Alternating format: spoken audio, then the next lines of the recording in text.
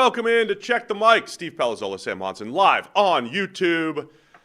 It's time, Sam. Happy Mock Draft Monday. It's all brought to you by FanDuel, coming at you from the Antonio Cromartie studio and partnered with Huggies, which will be our studio name for the offseason here, it looks like.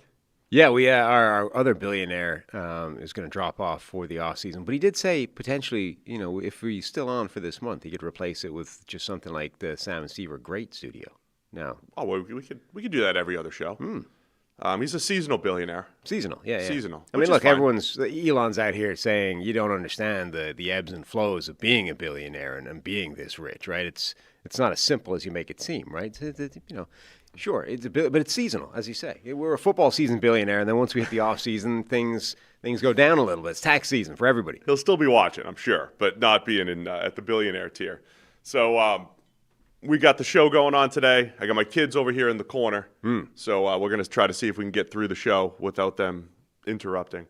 We have a small iPad in case of emergency. Emergency iPad, yeah. But right now, Sam, you got a great view. They're cranking out baseball highlights. Yeah. They just watch baseball highlights all day. Fair enough. So happy President's Day, everybody, as well.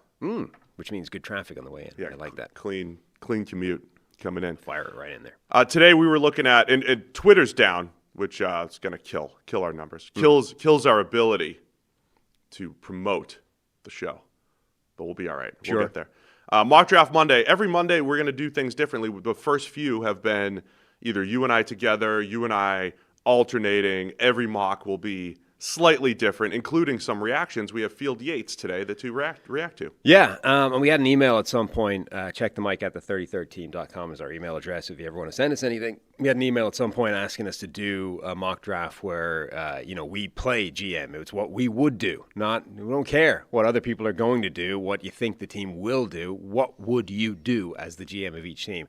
We will get to those, but in order to do that, certainly I need to know a lot more about this draft class, and I think even you need to dive into it a bit more. Once upon a time, that was the only way that I did mock drafts. That was the only, when I first started doing mock drafts at PFF, probably 2016 or so, that was the only way I ever did it.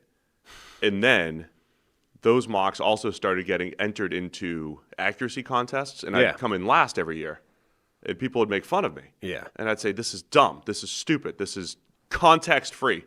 I'm not trying to predict things like everyone else. And I actually think it's a better exercise. I like playing the GM better than trying to predict what the GMs are going to do. But I get both sides of it. It is also, I feel like it's tricky because there are limits sometimes where, this is a thing. Like my take is this guy's a lot worse than the general consensus, right? So I certainly don't want to draft him where he's going to go. And, I take him a lot lower. But it feels like there's a limit to that where you're like, if it was me drafting, honestly, I wouldn't touch him before the 5th round.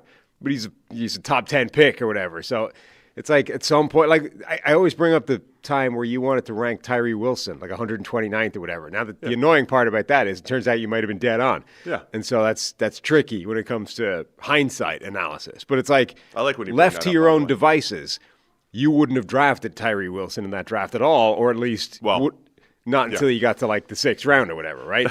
Now, he was going to go in the top 10 somewhere.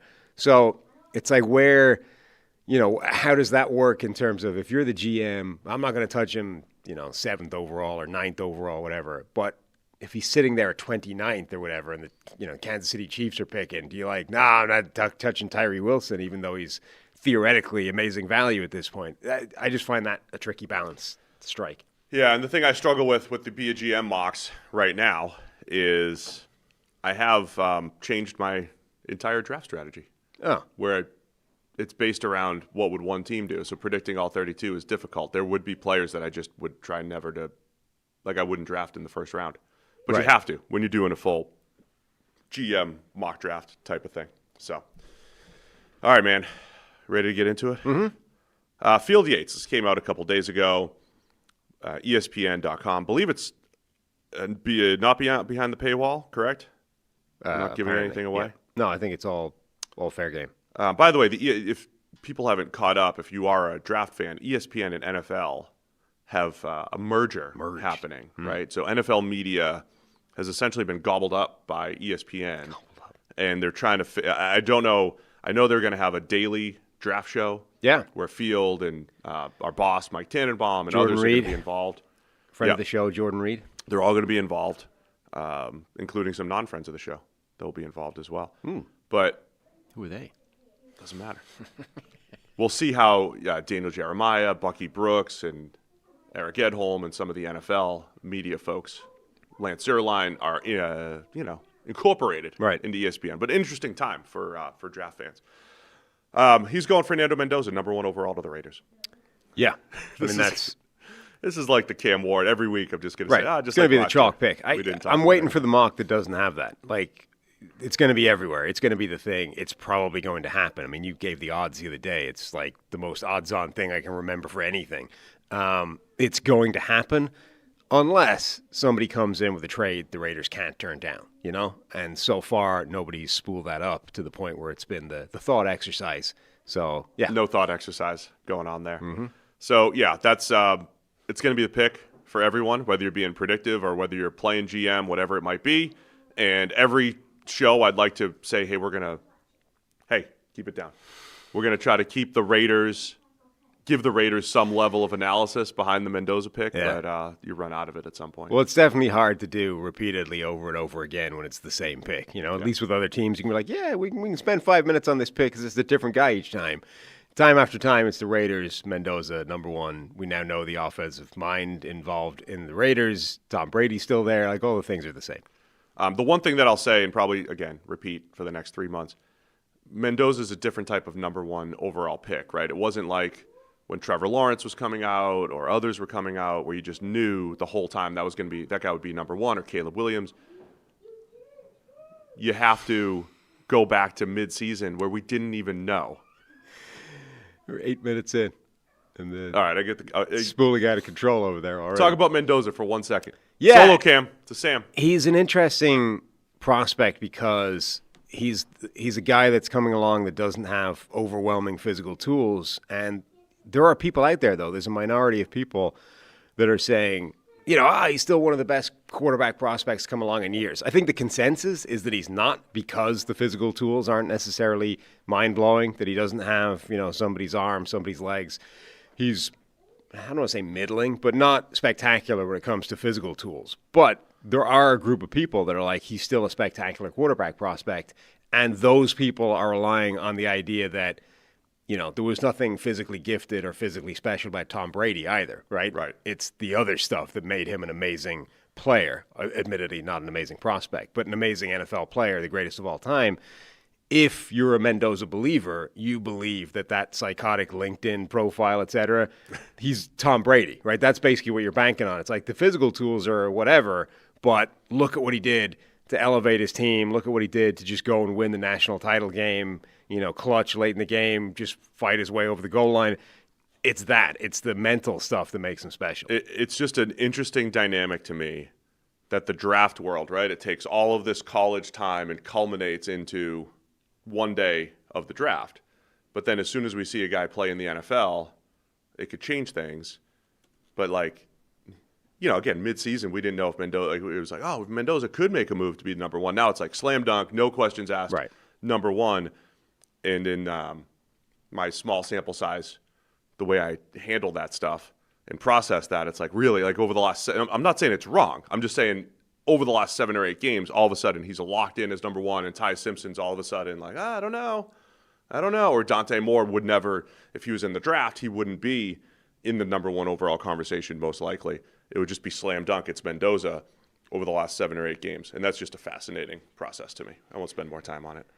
As I said the other day, I'd be like the worst Olympics analyst because I just chalk it up to everything's a small sample size.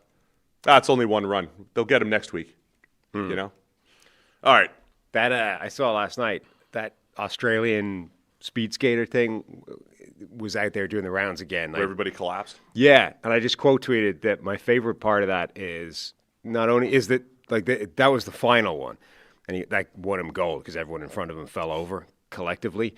My favorite part about that story is that he was only even in the final because the same thing happened to him in the semifinal. And in the quarterfinal, a guy had to be disqualified for him to qualify for the semifinal in the first place. That's crazy. So he had no business being anywhere near the final and yet ended up winning gold because in 2 consecutive races, everyone in front of him fell over.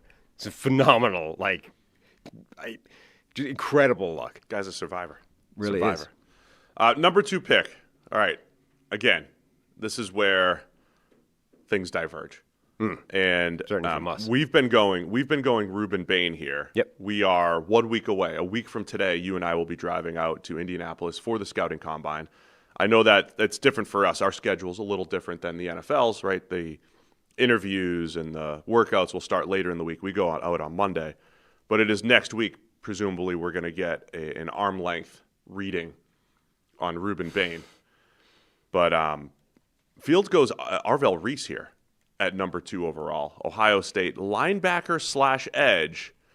And the interesting discussion here on Reese, as I dove into his tape even more, and you see him as an actual linebacker, he's a very good linebacker prospect. He's a very good pure linebacker prospect. I saw Underdog's Hayden Winks having the same assessment, essentially. It was like the day I was watching him, he was having the same epiphany. It's different to, like, Jalen Walker is going to get comped to him quite a bit just in terms of a guy that was a genuine sort of hybrid player. Is he an edge? Is he an off-the-ball linebacker, et cetera? And though Jalen Walker did that in college, like he was deployed as a genuine hybrid player, when you watch his coverage numbers, et cetera, as an off-the-ball linebacker were very good, but if you actually watch the coverage snaps, there's very little in terms of pure, honest-to-goodness, old-school off-the-ball linebacker plays. It's more get to a sort of vague spot in, curl flat. Yeah. It's that. It's play like the ball in front of you. It's like, how many ways can we technically put you in coverage, but not actually ask you to do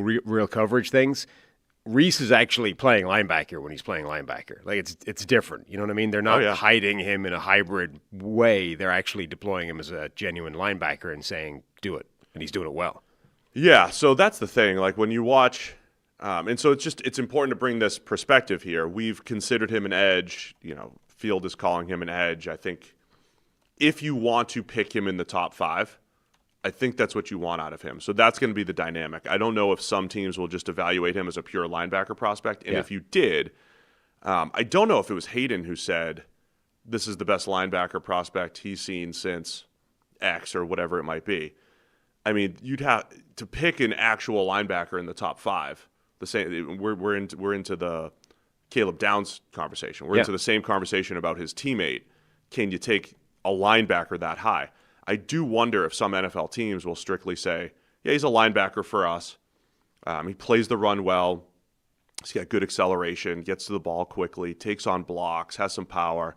And, oh, by the way, he can obviously blitz, right? So if you're talking about a guy that's an edge hybrid, he can blitz and create havoc as a pass rusher. But for us, he's a linebacker first. I do wonder if some teams are going to think that.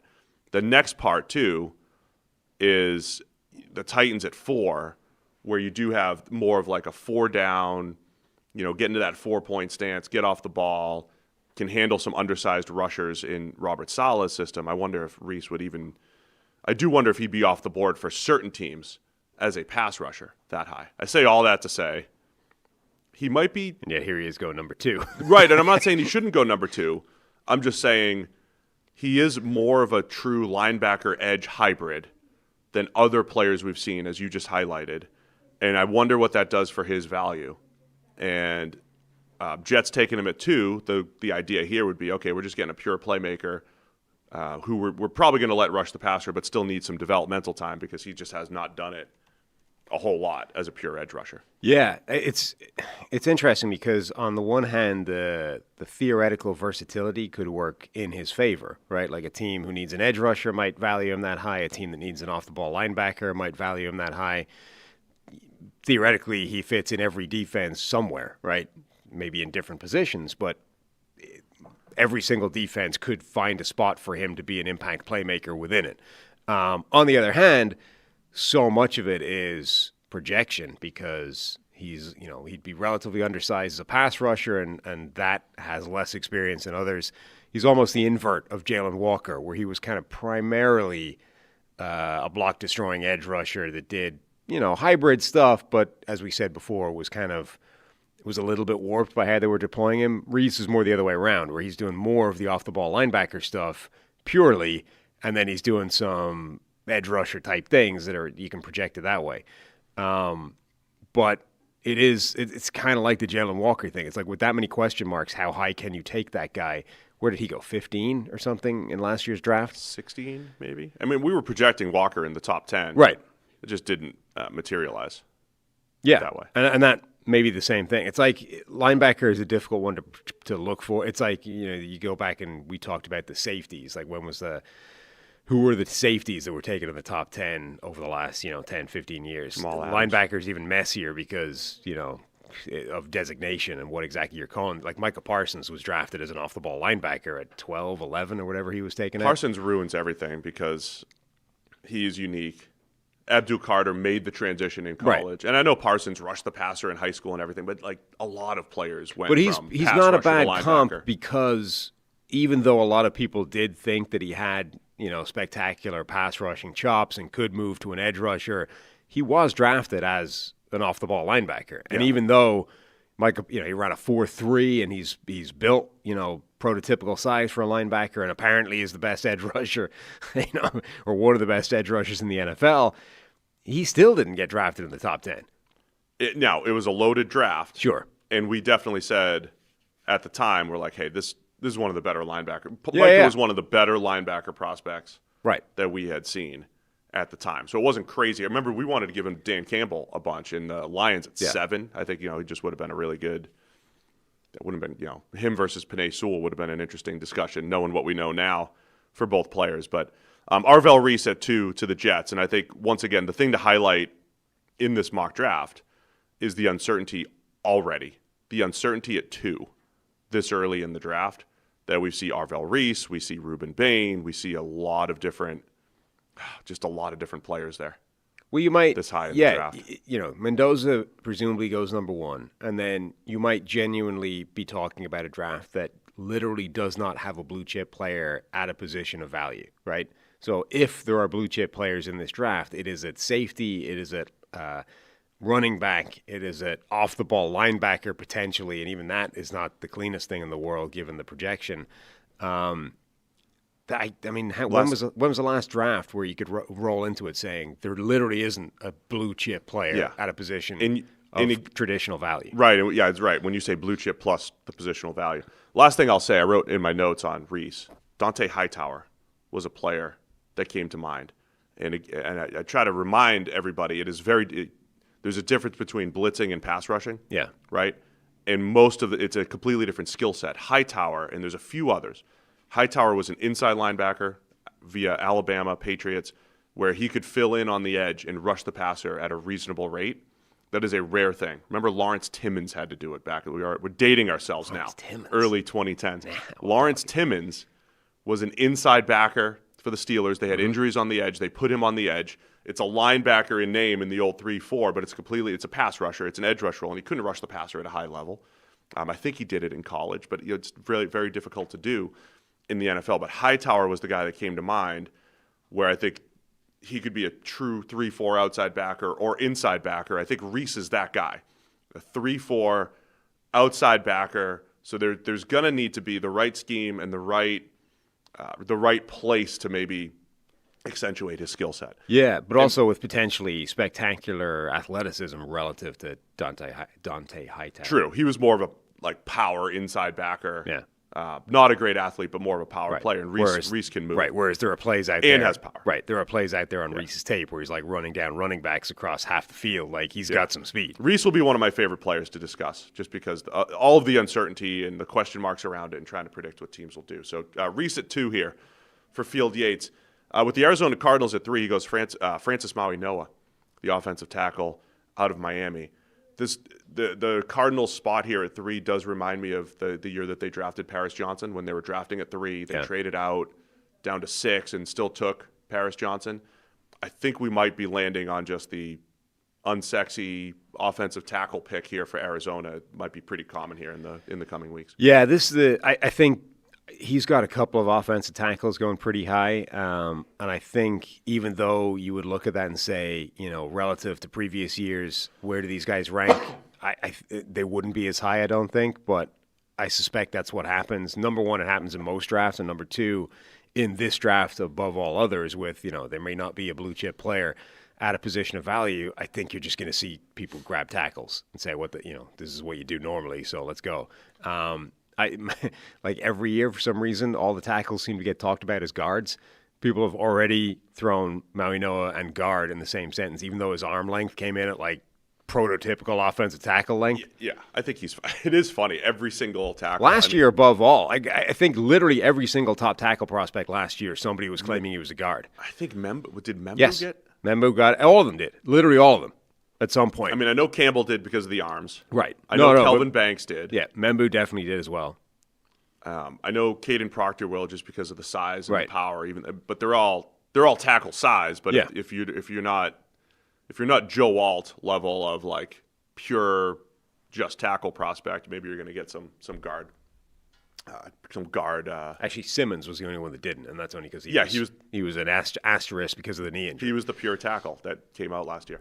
So I don't hate this pick for Maui Noa. He would step in at right tackle opposite Paris Johnson. They had some issues at right tackle. They have open spot with Jonah Williams becoming a free agent, and they were just bad there. Brett Coleman had some tweets out yesterday about how many pressures they gave up from right tackle with their revolving door there last year. So I think tackle does make sense for the Cardinals. It's just Maui Noa, Spencer Fano.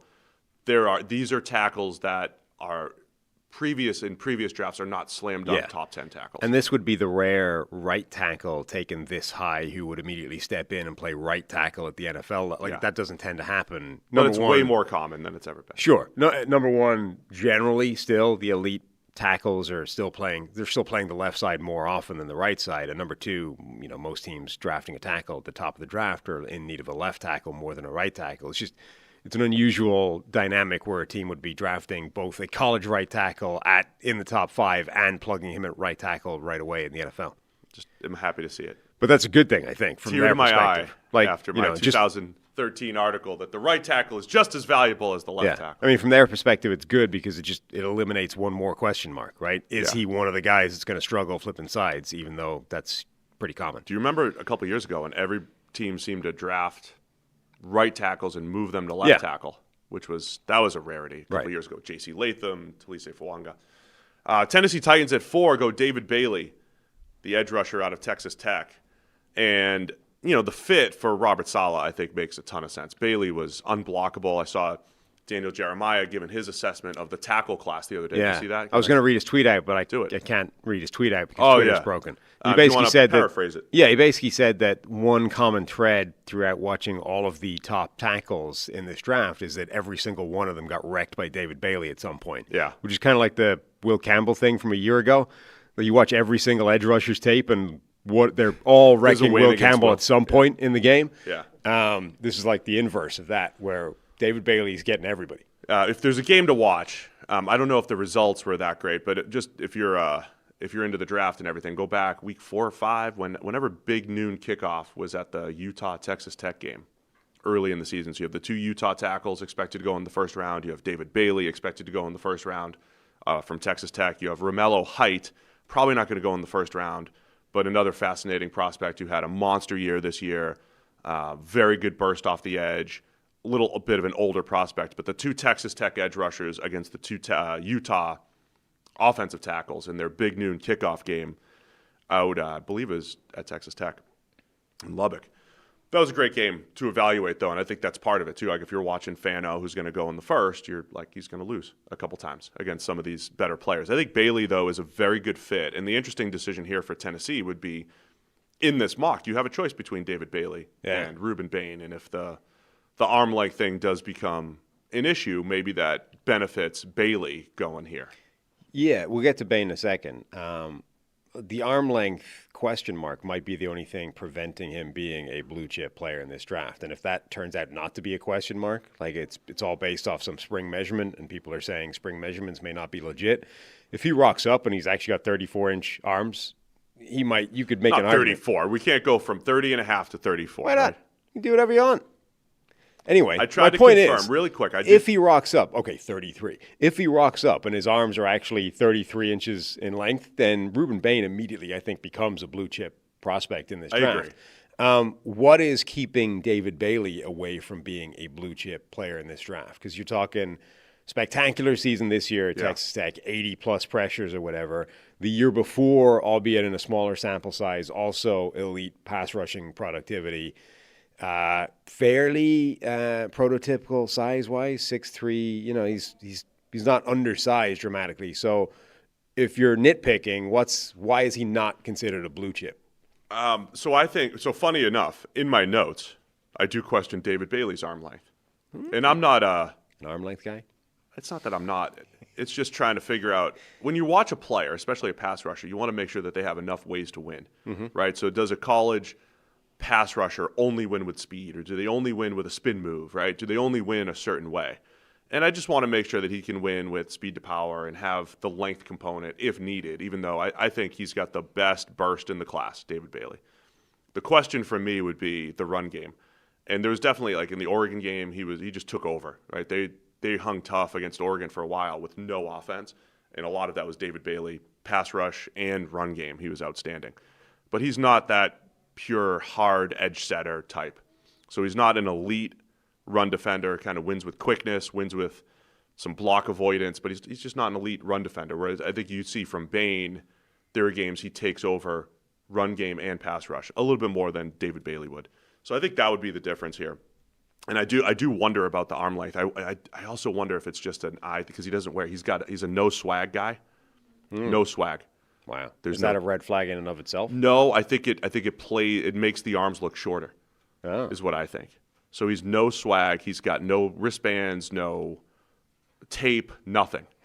And I think it might make the arms look shorter. Gloves? No gloves. No gloves. That's what I'm saying. Wow. So he's got nothing. That's crazy.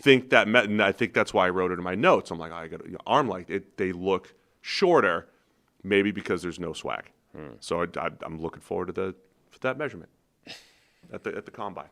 But yeah, I think, look, Bailey's a guy that went from interesting second round, maybe DPR, designated pass rush type, to goes to Texas Tech, absolutely dominates. Right. Better in the run game, and it's like, maybe he'll go in the first round. And then you start to sort out this draft. It's like, well, maybe he's going top 10, and now we're sitting here saying maybe he's going top 5. And I don't think it's wild. I don't think it's crazy.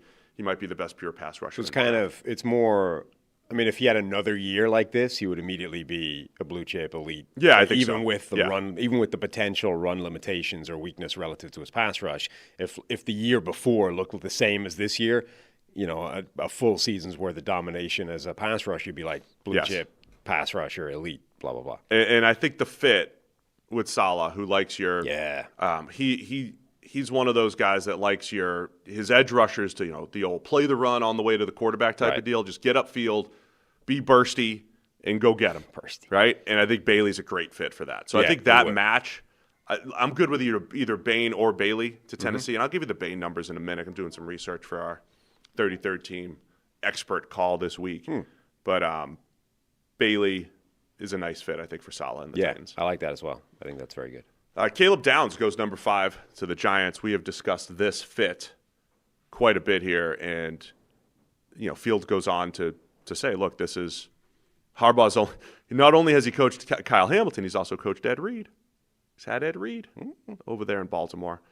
But I think the connection to a Harbaugh team it'll be a common one here. Caleb Downs at 5. Is this as high? Is this Caleb Downs' ceiling 5 to the Giants? Can you see a world where he goes higher than this? No, because I think the Titans have such drastic needs at wide receiver and pass rusher that they have to go that route. The Cardinals at 3 don't have as big of a pass rush need, but they have the offensive tackle need, and they've got Budda Baker, so it's like it's harder to just slot that in. The Jets have far too many needs, and I think they'll grab a pass rusher. So yeah, I think 5's probably as high for Downs as you could, because again, the Giants, for a team picking in the top 5, again, feel like they have a better nucleus for a team that's been there for a while, right? Don't they feel like the team that could all of a sudden they have 10 wins? A year from now. I mean, remember the impact that Jamar Chase had on the Bengals where they finally, acquired him. And it's like, oh, look, Joe Burrow is actually an amazing quarterback who can throw the deep ball. It's just that he didn't have the guy he was throwing the deep ball to in college in the NFL to begin with, right? You put Jamar Chase in there, everything looks immediately better. Malik Neighbors wasn't there last year, right? For most of it. Like their theoretical impact game-changing wide receiver wasn't on the field for most of the season. So, yeah, like and that wasn't the only injury they had. They had serious injuries across the board. I think there's a world where this Giants team gets a lot better fast. But to me, Caleb Downs is one of the stories of this entire draft class because I think the way of framing it is the way we've done before. How high how low down the draft order can you drop the best player in the draft just because he plays safety? And particularly with, the play of guys like Kyle Hamilton, for example, there is precedent in recent NFL years that a game-changing safety makes as much difference to your defense as any other position, right? As much as we want to talk about it as a position of less value, is Kyle Hamilton less valuable than other players? Like, you could make an argument that over the last few years, Kyle Hamilton and Myles Garrett are the two most valuable defensive players in football, right? Now, actually, in terms of how good their defenses have been, you could argue that Hamilton's defense has been it's made more of an impact overall than Myles Garrett's, even though they've been really good for 2 of the last 3 years or whatever. But those are probably the two guys, right? Myles Garrett, unquestionably, in a redraft or whatever, would go number 1 overall again and, slam dunk, obvious, traditional player of value. But Hamilton slid in the draft and is still one of the most dominant forces in all of defense and makes any spot on your defense better. Again, I don't think Caleb Downs is a Kyle Hamilton clone in terms of what he does or how he plays, but if he's that valuable and versatile within a defense, I don't think you can make a good case that he should slide particularly far in the draft. I'll pass along this information and let you do what you want with it. Mike Giddings, who runs Pro Scout, for those who don't know, I don't think a lot of our listeners would be familiar with Pro Scout. It's all behind the scenes and everything. And Mike Giddings' dad started this company, and he was basically doing like a PFF player charting, but like by hand with an elaborate color coding system and pens and markers and the whole thing. It's all by hand. It's a fascinating process. It's like when fantasy football used to be all via like newspapers. Oh my gosh, man! Tuesday, the American League stats came out, and I'd have to go accumulate my stats in the USA Today. And he's like that, but for football scouting. So that's Pro Scout and Giddings. And long story short, they've been doing this since the 90s. So the benefit to what Giddings has done is you could do studies, further back, whether you agree with the evaluations or not. And there are certain NFL teams that buy this, and these evaluations as a third-party objective resource. And part of the stuff that he has studied is, the number of, say, blue chip players that you need, and you back test it and you say, okay, how are these good teams built? And the one thing he brought up recently in part of our 33rd team interactions, he's contributes to 33rd team behind the scenes here. One of them was that Super Bowl winning teams have elite safeties historically. Yeah. Now, these studies, you bring this up all the time. There's been 60 Super Bowls. Right. There's only been 30 since the salary cap era, right? So everything's a small sample size. Half of them have been won by Brady and Mahomes. Like, there is some skewed statistics in there when you say all Super Bowl teams do X, Y, and Z. But it was an interesting assessment, and he was saying this ahead of the Super Bowl, and he's like, look, Seattle has this. And I can't remember if he said Julian Love ticks that box or Nick Eamon-Wari certainly ticks that box. But it's just an interesting dynamic there where he says, like, I don't know, because he's basically saying, I know the perception is that you don't need a safety, but you go back and it's like, well, the Patriots had Devin McCourty, and I'm just trying to think off the top of my head who had whom. But, like, most of there was like an elite safety in and around a lot of these teams. I know correlation isn't causation. I understand. But my other intuitive fact comes from linebacker too. It's like I agree in the devaluation of the linebacker overall. However, when I look at the best defenses, they all do seem to have some really good linebacker play, like what the Eagles had with Zach Bond in their Super Bowl run and everything. So it's just an interesting dynamic. Yeah. I think when you have my whole point though is when you have elite play, I think elite players are always valuable regardless of the position. Right. Like these things are not. It's not a constant. These things don't just scale, according to ability. The average player at a given position may be less valuable than the average player at a different position, but we're not talking about the average player necessarily when we're talking about top 5, top 10 draft picks, right?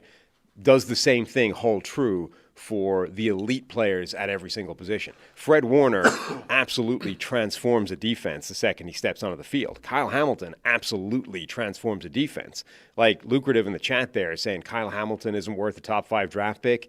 Even in hindsight, knowing what you know about Kyle Hamilton, I think that's straight up crack smoke and crazy talk. Kyle Hamilton is worth a top 5 draft pick in any draft in history, certainly in this draft. That man absolutely changes the defense, and actually you can see not just changes it by being on the field, he changes it depending on where you deploy him, right? If you deploy him deep, you become one of the better defenses against explosive plays in the NFL. If you have a problem up at the line of scrimmage, you put him there, immediately that tightens up. Kyle Hamilton would go in the top 5 at any draft in NFL history if you knew what you knew about him right now. So I don't think it's as simple as saying, a safety in abstract terms is not worth a top 5 draft pick. Clearly, there are safeties, Ed Reed, that are worth top 5 draft picks. The question is Caleb Downs one of those guys, and how sure of that are you when you're saying yes, right? Like Dane Brugler was out there saying he's talked to a bunch of scouts that have said Downs might be the best safety prospect that I've ever watched, personally, right, that I've ever scouted. Well, okay, now the question becomes, how sure of that are you, right? Like saying it is one thing, but now you need to give me your thing. Now you need to put a number on it. How guaranteed are you that he is this good? Because if he is, then he is worth a top 5 draft pick. I'm trying to look this up, and this thing won't let me. I'm trying to look up my Palazzolo value metric to see. PVM? Yeah, PVM. Need a better acronym than that. Do I? Yes. PVM? Nobody's going to say PVM. What would I use? I don't know, but it's got to be better than that. It's really a production value metric. I have... It's still a PVM. I'm looking at the 2022 draft here. I'm going to do it right here. 2022 draft. Here, I'm calling it's really a production value metric. For the show, I'll call it the Palazzolo value metric. I mean, either way, it's PVM? Yes. You don't think that'll catch on? I don't. So I have as the most valuable non-quarterbacks in the 2022 draft, Aiden Hutchinson, number 1, by a mile. Kyle Hamilton, number 2. Then Trent McDuffie, Drake London, George Pickens. Those are my top 5 most valuable players since in the 2022 draft. Wait, this is looking with hindsight? With hindsight, right. This is what they've brought to the table. The production that they have brought to the table. Since being in the league.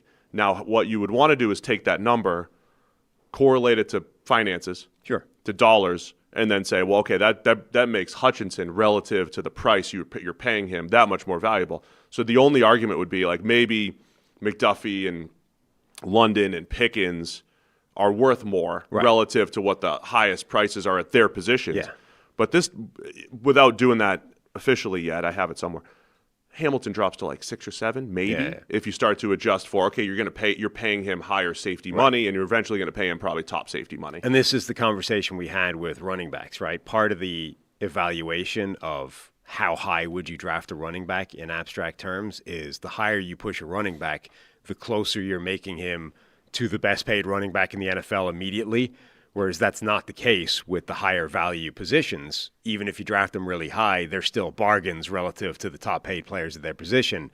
Myles Garrett's contract, you can't draft, like even if you drafted an edge rusher number 1 overall, he's not getting a fraction, or he's only getting a fraction of what Myles Garrett is getting in a given year.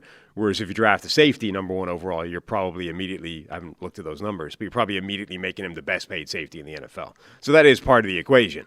But I don't think it's true to say a safety or an off the ball linebacker like Fred Warner is not worth a top 5 draft pick. I mean, that's just crazy talk. I'll give you another, because people brought up some other names. I'll read off some more names, because this is how are you producing on the field and how often are you on the field, right? It's a warlike metric. Sauce Gardner 6, Garrett Wilson 7, go Jets. Tyler Linderbaum 8, as he's likely to hit free agency. By the way, is a story we need to discuss. Maybe, yeah. It sounds like the Ravens might not be able to get the deal done that they thought.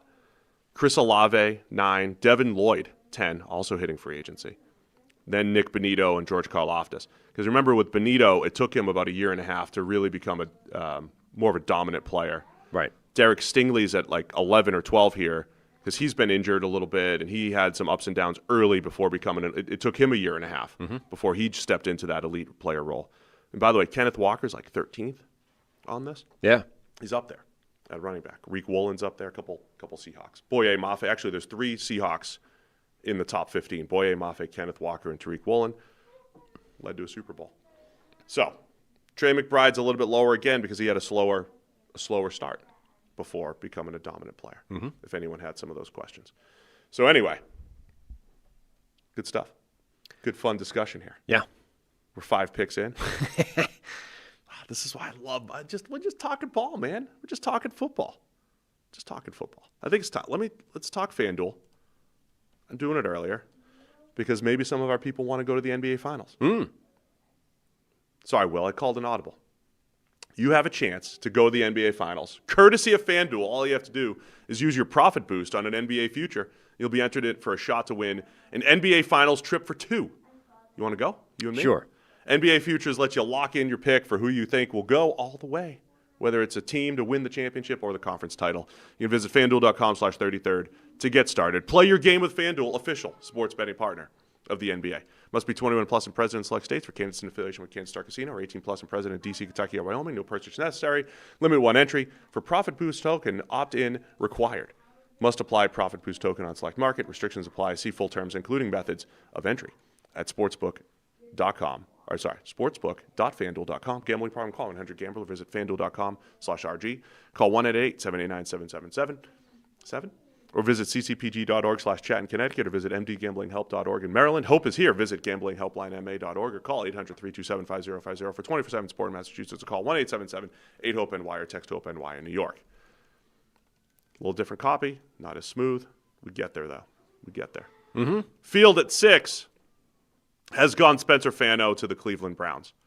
And why don't we just lay out here, way back, the Browns at 24 take Denzel Boston, the receiver from Washington. So just from a Browns perspective, I think the more you see mocks, the more you go through this exercise, I think for the Browns you start to see this. There's a tackle and there's a receiver, and it's 2 massive positions of need, and I think they could come out of this pretty well with these 2 picks here. Fano at 6, the offensive tackle out of Utah. Denzel Boston at 24, the receiver out of Washington. Yeah, and in abstract terms, I think both those make some sense for them. They must be, I would imagine they're kicking themselves that the quarterback class has unfolded the way it's unfolded. Like, I gave them a lot of praise last year. Their draft was generally pilloried last season because of, they didn't take their quarterback. They made a mess of this whole Gabriel Shadur thing. This is a joke. And then, everything they did, positions of low value, blah, blah, blah.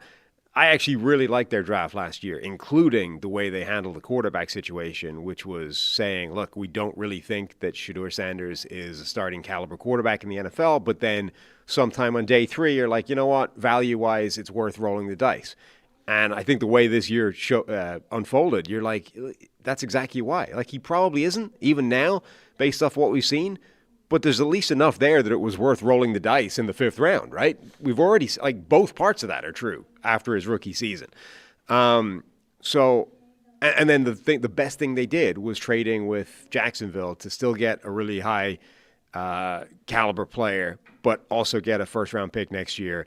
And therefore, if you're not sure about the quarterback position, you're going to be well-positioned. I mean, they're picking 6th overall. They've got another first-round pick. If there was another quarterback that you liked in this draft, they would be in great position to go get him. Only there isn't. So now you're like, well, I guess we just use our 2 first-round picks on a tackle and a wide receiver. And yeah, I mean, that's good. Your offense needs upgrading at both those spots. It's just that it's not as good as being able to snag the quarterback of the future. What a play. We were at that game, weren't we, Benny? Great play. Do you think they roll with Shadur? No. Are we getting closer? Because, look, you and I, we were honest about this whole thing. I know detractors will say the stats were awful. This is the worst QBR we've ever seen and different things. And then fans will say, like, young King is ready to break out, right? There's a happy middle ground where we stand, where it's like, it was better than the stats. We thought he was a first-round prospect. It was an awful situation that was bad for Flacco and Dylan Gabriel and everyone else. Like, is there a world where they just say, look, we're gonna roll with Shedeur Sanders? My assumption would be no, that they're not going to roll with Shedeur Sanders. I think last season showed that a big variable in this is what they think the locker room will stand. Like Joe Flacco started last season basically because I don't think they thought they could go into the year starting Dylan Gabriel and Shedeur Sanders as the only two quarterbacks on the roster. Like, I think they thought the veterans on that team would basically riot if they went into that. So it's like, we start Flacco for a month. He looks like an NFL quarterback. He's done it in the past. He's got some gravitas to him. Myles Garrett will buy that for a month, right? And then we turn it over to two young guys, and that's the deal. I don't know what that locker room thinks of Shedeur Sanders, right? Like, that's the interesting variable. Do they believe that the kid's got this swag and that he's actually, he's a young quarterback, sure, he's going to make some mistakes, but actually he's got a little moxie to him and maybe he is the answer going forward? If they believe the locker room thinks that, maybe they'll give it a go for a year and then come back next year for a quarterback. My assumption is they don't, and therefore they'll try and find a real quarterback to go in and start, and Shedeur will be the backup. But I think that's a real variable. Like, if they think that the overall locker room would handle that, because again, like, if you don't have one, you're probably shooting for next year. Just going to be interesting to see how this unfolds with so few quarterback options. They're going to start putting now. Mm-hmm. Nothing could go wrong there. No, not putting green over there. Yeah, that's Tyler's apparently. Oh, Tyler's. Yeah. I don't think there's a golf club though, so I don't know what they're going to be using for that. Maybe a microphone. Fano might be the best pass protector in the draft, taking him at 6. And then, look, I like Denzel Boston overall. I think he is more of a late first-round type of player. I think he's got good ball skills, ball tracking. They just need any kind of receiver help with Cleveland. I thought it was good to just lump both picks. Yeah, no, it makes sense to show it in totality. Commanders at 7 go with Hang on, Cardinals. what was your answer to that question? Do you think that they would start Shedeur for a year? I think it's in the range of possibilities. I'm. What's the variable for you? Other options. I mean, if the other options. So let's say they're in on the Malik Willis sweepstakes, right, so to speak. Malik Willis falls. If the next option is trade for Mac Jones, which would be, I think, terrible in Cleveland, right? The weather matters, the arm, like that matters, right? If the options are trade for Mac Jones, trade for Kyler Murray, draft, and I would do this, draft. Maybe you draft Ty Simpson, and if he's around late at 24, first, right? I'd be okay with that. I'd say I would take draft Ty Simpson over start Shedeur. I'd take that option. Draft a mid-rounder, Cole Payton as a flyer from North Dakota State, and then you're probably not starting him over Shedeur, though. But you're right? not. But like the option would be you start Shedeur and you bring developmental quarterback in, of which there are not many in this draft anyway. I mean, Garrett Nussmeier. He might replace Dylan Gabriel on your team. So like when we start to go through all these options, and I want to assume that Deshaun Watson is just out of the picture. And they're not saying that he's out of the picture yet, right? It's not happening yet. So I don't know if that's still a potential option. But like when after Malik Willis, Mendoza's off the board, like what else do you have to do? I'm getting closer to why not see what Shedeur Sanders, who you and I, like a lot of people thought was at least a first-round player. Mm-hmm. And if he was a first-round player and had that first year, you'd say, hey, he's a first-round player, it had a rough situation, showed some flashes, elevated the offense better than the previous two quarterbacks. Yep. Like I think we might land at that's the best option after Malik Willis, which by the way, Willis is for a lot of money too. It still might be the best option. But I also think long term, right? I think long term with you take it's like it's not even punting on a year. It's just let's see. Well, it probably is. But let's see, and then like you're in the middle of a massive rebuild in Cleveland. Right. You're in this situation because of Watson, because you haven't had draft picks, you haven't had money. But that's why I think... So you're still a year away here. That's why I think a big variable is what the locker room thinks, because the locker room doesn't want to punt on a year. Front office might want to punt on a year, but a big part of that is what happens to the team if you do that, right? Like I think that's a big reason why teams don't do that. Right. You just signed Myles Garrett to this monster contract. He's already kind of unhappy every time he just has a bad season. You can't really go to Myles Garrett like, hey, Myles, we're deliberately going to stink this year, right? Unlucky, but deal with it. He's not going to deal with that. So if Myles Garrett thinks Shedor's got something to him and can play, then you can probably start Shedor for the year. If Myles Garrett doesn't think Shedor has any shot, then I don't know that you can start him for this year, even as the plan. Quiet, kids. I think we're just getting closer and closer to it, man. But in terms of what they need, both wide receiver and offensive tackle are significant needs to this team, like every part of those two positions. We have a heckler. He said, you're becoming a clown. Who said that? He said both of us. Oh, he said both of us? Becoming clowns by the day. In Where's case that? you haven't tuned in, we like to, I don't know, Holland something. Call them out, man. In case you haven't noticed, we like to have the conversations that are going to be had within team buildings, right? It's not, Shedor's the best, this guy sucks. It's not about that. There is it's also about having, like, these are like legitimate discussions that they have to have. They have to go through all the scenario analysis, right? Plans A through G. What if you land on G? Like, what if you land on E? All your plans. You have to go through that. There is also the X factor variable in Cleveland of Deshaun Watson's contract is still there. That's what I mean. Still like, I don't know him what there. Monken has not dealt with the bad part of Deshaun Watson. As long as you're stuck with him, he's probably very much in the running to start at quarterback for that team. My assumption would be institutionally you're done with Deshaun Watson, but Monken isn't necessarily. I know. So it's another variable. It's just another factor. All right, let's move on to pick 7. Washington Commanders go with Carnell Tate, wide receiver out of Ohio State.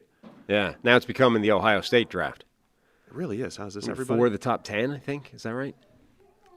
That was like, was it Mayock that one time drafted everybody from the national title game or something? It was like all Alabama and Clemson. Yeah. Started with Cleveland Furl, and then it was all Furl. Uh-huh. It was all Clemson and Bama. So Tate, I mean, the more I think about this one, I think if Reuben Bain's still on the board here. Yeah. And I think Bain's a fit for a lot of teams. I think Washington, assuming the arm length thing is not an issue for them, really need a pass rusher. A tick more than they need a receiver. That would be a hell of a pass up. Like, if you think that, I mean, Reuben Bain, again, assuming his arms aren't like ridiculous T-Rex size, and even then, you can make the argument that he is the outlier at that point, right? Like, his tape is insane. He looks awesome. It's just that nobody with that length of arms has basically been a good player since year dot, right? I'll give you the stats in a few. I'll give you some data in a minute here. But you could argue that even if his arms measure incredibly short and stumpy, that Reuben Bain is worth that draft spot anyway.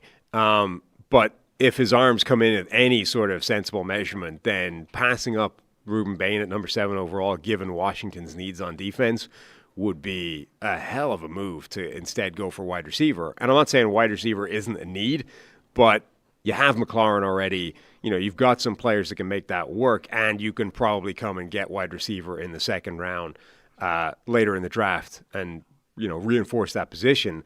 I think it would be pretty crazy to pass on Reuben Bain at this point, even for a guy like Carnell Tate. How loud are my kids in the background? Pretty loud, I think. No, not now. Now they're quiet. This is perfect. Well, now they are. Yeah. I mean, there was golf balls flying around here. We knew this is part of the experience. Yeah. This is all going to be part of the experience that we knew. We'll get them in here to respond in a minute. I am look. I think it's pass rusher or receiver for Washington where the value is going to land, and I think that's fine. Yeah. Tate as go up and get it skills. Go up and get it. To pair with McLaurin, Debo as a change of pace type of player. I mean, I like this fit. I'd be real interested, though, if they could get a pass rusher, which I think it's been lacking the last 2 years. I know they had the high sack totals the year that they went to the NFC Championship, but they need disruption up front. Tate's good, though. Tate's a good player, first wide receiver off the board in this draft. And then right after that, the Saints go Jordan Tyson, wide receiver out of Arizona State. You get Tyler Shuck. I mean, this would be a nice compliment to Chris Olave. Yeah. So this is the part of the draft. So it feels like, there's no good blue chips and everything. But once you get to like 7, 8, or 9, a lot of these players are nice fits for the teams picking in the back end of the top 10 or in the beginning of the teens. Yeah, like I don't think it's a terrible draft. It's just that you're lacking the true star power at the top of it. But once you're in a position in the NFL draft where you're you're probably outside of the range for blue chip players anyway. Actually, the players that you're getting at this spot are still very good. The receiver class generally, I think the workouts will mean something for these players. Sorting out Carnell Tate and Jordan Tyson, more outside type of receivers. Mekhi Lemon, more of a slot receiver. Casey Concepcion, who I know some people like, maybe the best out of this group. He's currently 5 on the consensus board. Denzel Boston, who I mentioned, goes later. So those 5 names have been in and around the first round. Tate and Tyson most commonly going in the top 10. Going to be interested to see how the league sorts out this receiver class. Because none of those guys, same thing. Like there's no clear cut number 1 in this group. Tyson to the Saints, though, they don't go with the running back. They've been tied to Jeremiah Love a little bit. But Jordan Tyson here, I love that as a compliment to Chris Olave with Chuck, who was very good down the stretch for them. And I think that's definitely, even though Jeremiah Love is potentially a better prospect, just in abstract terms, I think that's one where I would definitely lean on the value side of it and go wide receiver above running back. Next one's Chiefs at 9. How much am I going to think and overthink this one? As of right now, so they go Jeremiah Love, running back out of Notre Dame. And I know a lot of people, Jeremiah Love's going to save our offense. Chiefs fans included. Going to save our offense. Saints, could he be the guy? But the more I think about it, I don't think the Chiefs are going to go running back here. I don't think they're going to do it. Yeah. I mean, it's going to be a common one. They already basically have it out there publicly that they believed adding an impact running back was a significant part of their offensive woes. Otherwise, they wouldn't have been trying to trade for Breece Hall in the first place. So I think it's very possible that they are in the running back market. Jeremiah Love is being talked about as one of the blue chip players in this draft, albeit at a position that is typically undervalued. So, and the Chiefs have this unusual position of being drafting in the top 10, where they're usually drafting 29, 30, 31, 32. They might see that as like an opportunity, right? This is a chance to get a player that is a quote-unquote blue chip player, even if it's at a position of lower value, that we just don't get a chance at usually. And this is a team that apparently has been, trying to trade up at various times in previous drafts. Like, they might see Jeremiah Love as just this opportunity gift horse that they can't pass up. And if there's one team that would convince themselves to make the excuse, it's like despite some of the struggles the last couple of years, they still feel the ability to create a good passing attack with Mahomes, with the play call, and with Andy Reid, right? You still have faith in that passing offense. You said before, like how are they going to self-evaluate and everything? Do they ever morph this offense into more run heavy? Do they really look at this and say, hey, we're not going to have an issue with the pass game? Like, we can still deal with lesser receivers, even though we want to upgrade there. But we think we're going to be able to also create just a little bit of space in the run game, and we do need a home run hitter. We don't need an elite all-around back, but we need a home run hitter, and Love is that guy. Or they just wait later and they get more of a speed back type or whatever. Yeah. But I still think they're going to come back around to big boys. They took Simmons last year late, and taking the big guys when you have an opportunity at 9. That's the thing. Especially if Bain is on the board. Both sides, but the interior of their offensive line as well was problematic last year, and that affects not just the run game, but the pass game as well, and Mahomes, your franchise. So I think they're going to want to reinforce the offensive line again. The defensive line, as you mentioned, is A, in need of reinforcements, and B, has Ruben Bain sitting on the board. Last year we had this conversation again with Ashton Genty. How special is he? Is he special enough to go in the top 10? If you take him in the top 10, what are the opportunity costs, et cetera? And it's been a disaster for the Raiders so far. Not because Ashton Genty isn't a good player, but because everything around him is not good enough for him to look that good, right? So, it's a variation of this every single year. I think running back is actually a way – that's the position I think that should have this conversation the most. Safety, I think if you're convinced that Caleb Downs is a Kyle Hamilton level impact player, I think you can take him as high as you want in this draft. Like, there's literally no position in the draft that you couldn't take him in my opinion, even relative to salary amounts. That's a factor because, the top wide receivers, edge rushers or whatever in the NFL are getting paid $45 million a year. the top safeties are getting paid $25 million a year, right? So it's a massive saving relative to other positions if you're drafting the value positions. But even if you took him number one overall in the draft, that's like a 4-year, $56 million, $55 million contract. You're still saving like half on the best paid players at that position. So if he walks in, he's a best paid, or if he walks in and he's an elite player at that position, it's still a massive saving. It's just a much less saving than it would be as an edge rusher or a wide receiver or whatever. But running back, I think it's a more nuanced conversation because they're so dependent on the offensive line, everything else. All right, let's go to pick number 10 here. Cincinnati Bengals. Ruben Bain is the pick here. This is the lowest I've seen him. I haven't seen every mock draft. It's the lowest I've seen him. I think the Bengals would be pretty excited about this. I think they'd be delighted by this. Just to look, I like to preface these things because it's like your own nervous twitch where as a speaker, like I'm going to repeat myself. I'm repeating myself that we're going to repeat ourselves. We're going to have a lot of these Bain discussions both before the draft or before the combine and then after the combine when he actually gets an arm length measurement. But I'll give you the data. The report was in the spring that the arm length was under 31 inches, that it's like 30 and 3/4 inch arms. Why does this matter? Because of precedent and previous precedent. And then we got report from a guy who's 6'3", 270 or whatever. Like that, yeah. He's a big guy to have arms that short. There are very few comps here. And look, we had the report from Mike Renner where he said, hey, this may have been a younger scout. Right. This may have been a measurement that's a little off. Like, let's wait and see. I did check with our friend Dane Brugler as well where he said, hey, I kind of believe it. I have no reason to not believe the reports that I'm getting. So we'll find out what happens here. So if it's true, if he's sub 31-inch arms, we have not seen since 2015 a sub 31-inch armed edge rusher. Haven't even seen at one all. Really. That's like played well at all. The one guy that's played well is Gennard Avery, who had 31-inch arms and was a linebacker hybrid. Yeah. Now, let's say we bump it up. Let's say he gets to 31.5-inch arms. Okay. Ruben Bain. Then we get Melvin Ingram, 2012 first rounder, who became a very good player. Jackhammer hands, right? He had great power. So very good comp for Bain. Yeah. For stylistically. Would be, actually. So if he gets to 31.5, which you could train to extend your arm half an inch anyway. You could do that. Just farmer's carries from now until the combine. you just stretch it out a little. We could figure that out. Micah Parsons is at 31.5 by my numbers, my reports that I see here, which could be off. Micah Parsons is at 31.5. That makes sense. Now he's not Micah Parsons, but he was a linebacker. I mean, I would believe that. Micah Parsons is not a big guy. Right.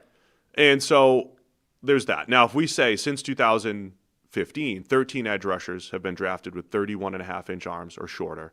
The two that have become above average players over the course of their career, Micah Parsons and Nick Herbig. So Herbig's in that range, under 31.5. 4 have become above average starters at some point. You got Parsons, Herbig, then Carl Lawson and Marcus Golden. Now, Carl Lawson's another interesting comp for him. Smaller, but stylistically not dissimilar. Another guy that had speed to power and more of like a stout body, right? Yeah. But it's like the hit rate on those players is not that drastic compared to the rest of edge rushers.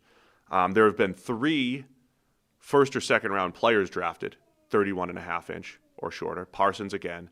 Then Ryan Anderson from Bama and Marcus Golden. Anderson didn't work out that well. I can't remember if he had injury issues, though. I think it was a part of his. Yeah. And then if you did, some people like him as a 3 technique. And if you did want to move him, Bain, to defensive tackle, the 2 defensive tackles drafted in the first 2 rounds, 31.5-inch arms or shorter the last few years, Kalijah Cansey and Braden Fisk. So and Fisk is right at 31.5, I believe. So you're undersized, and that was the one interior pass rush type. That was the one area of Cansey's sort of physical makeup that didn't connect to Aaron Donald. Remember, like every other number he posted. But Donald had long arms and everything. Not necessarily long, but longer than that. Right. Literally every number that he posted was like almost identical to Aaron Donald, except that. And he's a hands winner and everything. Yeah. So again, why does this stuff matter? I'm not saying it definitely does, but I'm a big believer in eliminating players if you need to, and not living with, not taking chances on outliers. Now, to find outliers, that's the tricky part. What is an outlier for you? Because I could say, eliminate all the arm length guys, eliminate all the tall guys, eliminate all the low production guys, eliminate all the bad athletes. Defining what an outlier is the most important thing. And you have to say, do I value this one metric enough to consider him an outlier? The other guys that came up, the Murphy brothers, Gabriel and Grayson, were both at like 30-inch arms, 30, like a little over 30. Like if they had 31-inch arms, I think they're legit NFL. Like they're given more of an opportunity. Right. So we'll see. We'll see if this is a thing. It is interesting because he is clearly he is the outlier in terms of like his tape is dominant. He might be the best defensive player in the draft from that point of view.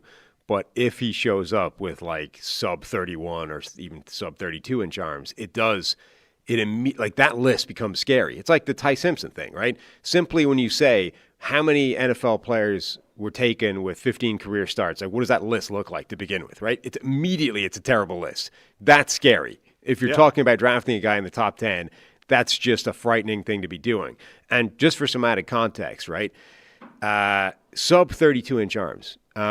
I have 32-inch arms. I'm 5'11" and 180 pounds, right? So for a guy who's 6'3", 270 to have shorter arms than I do, that's not good. I mean, whatever about how much does it matter, it's not good. It's not a good starting point to be like, are your arms shorter than the small guy over there? Yes. Don't love that.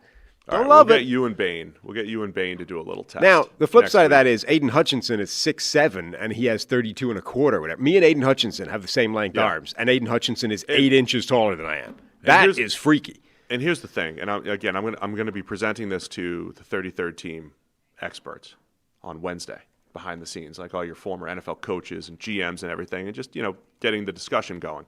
When we talk arm length and all this, it doesn't always mean more is better. It doesn't mean once you get to 35, you're a superstar.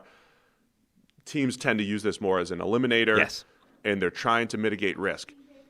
When I talk about the outlier thing, now I could flip the script and say, okay, so if you use this against Ruben Bain, that means you're going to opt into another player who was not nearly as productive in college, who was not nearly as good, and you're incurring risk by not drafting Ruben Bain. By looking at I'm looking at the next edge rush off the board. Cassius Howell. I think Cassius Howell is a great player, but I think Bain's a better player. So you're incurring risk by looking at a less productive college player in Cassius Howell. So it goes both ways. And once again, just trying to bring forth the discussions that will be had in draft rooms when it comes to these players. The other thing I've seen, somebody in the chat mentioned that we talked about this with Will Campbell as well. It's not just arm length, but wingspan. And Renner always made this point that Campbell's problem is less his arm length and more that he has literally the shortest wingspan ever measured for an offensive tackle, right? Yeah. And that's his issue, is that he has no just overall length. They do measure that as well, and that's why we know it for Will Campbell. I think for pass rushers in particular, it's less about wingspan than it is for offensive tackles because you're so often using one arm, long arm. It's literally how long is your arm is the limiting factor on whether you can keep a guy out from your shoulder pads. Wingspan is less of a thing, whereas it's more of a thing for offensive tackles. So pass protection, I think you may end up focusing more on the wingspan, or not more, but more than the other side of the ball. Whereas for a defensive lineman, actually it's arm length. In some like a team like the Bengals, the other part of this is, look, I know there's not a big difference between pick 2 and pick 10, but for the Jets at 2, there are other options. For the Bengals at 10, there are fewer options, and then you might be more likely to deal with an outlier, so to speak. And I think this would be a steal for the Bengals. 100%. Like even if Bain comes in with the crazy small arms that he's being reported to have measured with, that's a reason to not draft him at number 2. I don't think that's a reason to not draft him at 10. Like if this is where he lands because of that, the Bengals should run this draft pick in and be like, this is a gift. It's a pass rusher that they've needed. And look, the more pass rushers they add, I know it's going to sound strange, but the better it is for Shamar Stewart, right? Like you want to rely on him to be a dominant player, but I think the more different types of bodies and disruptors you have, he could just be that bull in China shop type, or if you have a more technical type of winner like a Bain, all of a sudden it works better having Shamar Stewart, who still has some polish needed to his game. I saw a list that somebody had put the PFF grades for all the first-round rookies last year, and Shamar Stewart was dead-ass last. He was. not surprising. That's how we graded it. There were arm length concerns with Hutchinson, but they weren't. It was a case of like he was so good that we can overlook it. And we thought he was over the threshold to be concerned by it, but it was like that's kind of weird. It wasn't even close to the threshold, to be honest, because it was almost 33-inch arms. But no, it was 32 and a quarter. It was 30. Oh, it was 32 and a quarter. Okay. Yeah. But it's still not like they were right there. It wasn't really thresholdy though. It's just it was more for 6'7", right? Is what you always brought up. It was more what is a guy doing with that arm like that 6'7"? That's kind of weird. Clearly has not mattered. It was like just over the threshold that you care about, but it was more like how is that even possible for that guy? We'll go quicker through the rest of this draft, but I just love the discussion, thought exercise. Miami Dolphins at 11. I think these next 3 picks are some of the most common ones that we're going to see in the draft. Monson Delane from LSU via Virginia Tech to the Dolphins, the cornerback. He's the first corner off the board here, right? Yep. Did I miss one? We get a bit of a corner run. Sonny Styles, linebacker of Ohio State, goes to Dallas. I think we're going to see that one pretty commonly here. And then Jamon McCoy, cornerback out of Tennessee, going to the Rams. Another pretty common pick here for the Rams, given the cornerback need. So 3 needs, Dolphins at corner, Cowboys linebacker, Rams at corner, Monson Delane, Sonny Styles, Jamon McCoy. Your thoughts? Yeah, the corners I think are going to be an interesting story in the draft where they go. There's a lot of cornerback needy teams. Generally, I don't think this is a spectacular cornerback draft class. Like the top tier of it are not necessarily, again, blue chip players, absolute superstars. But there's going to be a lot of spots for them to go in the mid rounds. Miami needs everything. I mean, our friend Brett Coleman was tweeting this the other day, like, I only just realized how much they have a need at this position and this position. Like, they need everything. Like, there's almost no spot on this roster where you're like, they're set. This is a team that could throw a draft pick everywhere and hit in this draft class. Well, we spend a lot of time, like even in our week-to-week game evaluations, when the Dolphins got off to that bad start, I definitely took it more to, like, high level, let's look at how we got here. Let's look at it. Rewind 3 years. Not a lot of draft picks, and we're years removed from them going after Tyreek Hill and Jalen Ramsey and spending draft picks and losing picks for violations. So they haven't drafted often, and when they did have picks, they traded them for stars. And the stars didn't – they worked technically. Like Tyreek Hill and Jalen Ramsey made the team better. It didn't work from the sense of did you win a Super Bowl? No. Did you go to an AFC championship? No. But they worked as far as making the team better, but here we are. This is why they don't have a great roster right now. Miami. Yeah. But massive need at corner. Right. Long way around to saying absolutely the corner fills a need, but so would literally every pick they could make. Man, Delane, I was watching him again the other day. I was very impressed with footwork, technique. I think he's one of those guys in Indy next week is just going to look good in all the drills too. Yeah. Like T-drill stuff and everything. He's just going to look great at everything. So that'll be just keep an eye on that when it comes to Delane. Would Dallas take a linebacker at 12? For all you make this point all the time. For Jerry, supposed to be this eccentric billionaire, his teams generally adhere to positional value type of principles. I do. This is a good one to monitor, though. Remember, for anybody that because it's draft season, which means people are out here making ridiculous statements that are 100% declarative that will be made look ridiculous in a couple of months' time, right? People will be out here saying the Dallas Cowboys would never draft an off-the-ball linebacker at 12 overall. And yet you only need to rewind to Micah Parsons to them doing exactly that, drafting an off-the-ball linebacker at number 12 overall. They did. That's true. They did take Parsons. And like when Jerry talked about when they took Mozzie Smith, he's like, we didn't take a defensive tackle in the first round in like 20 years. Mm-hmm. It was almost him saying, that's not the best use of resources. We know that. We've done our research. Now, last year they drafted a guard at 12. They did debate between Tyler Booker and Walter Nolan, supposedly. No reason to not believe that because Jerry said it. So they do tend to lean on, when they have needs, they tend to fill needs. Yeah. In linebacker. DeMarvion Overshown comes back, but I think it's going to be a need, and it was an issue last year. That would be a really interesting pairing as well. It would be. Sonny Styles and DeMarvion Overshown. Athletic, long. Sonny Styles is also a Dallas Cowboys name. Yeah. Let's be honest. For sure. Sonny Styles, linebacker for the Dallas Cowboys, it just sounds right. Jermod McCoy to the Rams again. He missed all of last season. Was ready to go, I think, at the end of the season, but he sat out the rest of it. And then he's another good athlete. I don't know if he's going to work out next week, and that could be a factor for McCoy from Tennessee to show that he's healthy as well. He's also, he's prototypical size, which the Rams don't really have at that cornerback position. Like, they've got this collection of either undersized vertically or undersized horizontally cornerbacks that have been various forms of problematic for them. Just like the receivers, I think the corners are tough to unpack. When Delane, Jermod McCoy, Avion Terrell from Clemson, to figure out how you want to shuffle those guys. Usually Delane and McCoy are the top two, though, in a lot of these mocks. Mm-hmm. Baltimore Ravens have Mekhi Lemon, wide receiver from USC, going to them at 14, and then the Bucs taking Cassius Howell, edge rusher out of Texas A&M. No Sonny Styles in this mock for us. No, he's gone. That's how we would do it. He's gone already. Mekhi Lemon to the Ravens is kind of intriguing. They're kind of walking down the line of the Buffalo Bills in terms of assembling all these interior slot, weaponry that is feels like it's missing the outside X receiver, depending on what you think of Rashad Bateman. They can obviously add receiving help, but Mekhi Lemon, he's a very different player to Zay Flowers, but there does feel like there's some position redundancy in there. I don't know. It's not crazy to say Lamar Jackson's a unique quarterback. Right. He is. He's one of one. So I don't know if there's a certain style of receiver, because we've said this.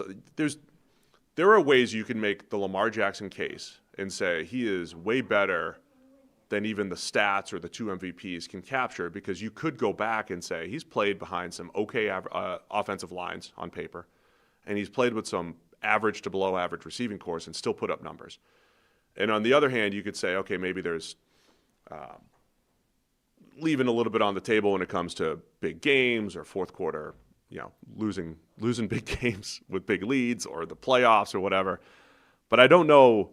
Like, there was definitely a point in Lamar Jackson's career where people said, hey, you got to get him a number one. You got to get him this. You got to get him that. And I don't know if that's needed the way they play, because it's never a high-volume passing attack. So I don't know if they need a true one or if they just need the usual good receivers. So Zay is more of an after-the-catch type of guy. Mekhi Lemon could still win from the slot. They do have Rashad Bateman back. They had DeAndre Hopkins there for a minute at the end of his career here, but would they ever need a true number one in Baltimore? I don't know. I don't know if that's actually the case. We've had this kind of discussion for years within this offense. It's like, are they missing that player, or is this simply the way this offense looks? Buffalo is kind of similar, right? It's like, are they actually missing this skill set, or is this just the unique way that this offense manifests? I still feel like when Bateman is 100% healthy and playing his best, I think that offense does look slightly differently, which leads me to think that if they did have that high-end X wide receiver, number one guy on the outside, that it would look different in a good way for them. So adding Lemon is interesting because it feels like he's not that guy. And we've talked about Howell. I love this fit to the Bucs. They need some one-on-one pass rush guys that can win. Look, linebacker is going to be a need. We've loved the Sonny Styles fit for them. It's a good linebacker draft. I feel like the Bucs might be able to come away with a pass rusher in the first and a linebacker in the second, the way some of the depth in this draft is, and they'd feel pretty good about that. Howell, once again, the guy that every time you watched A&M last year with their first and second round prospects, Howell popped even more. He was SEC Defensive Player of the Year in 2025. There you go.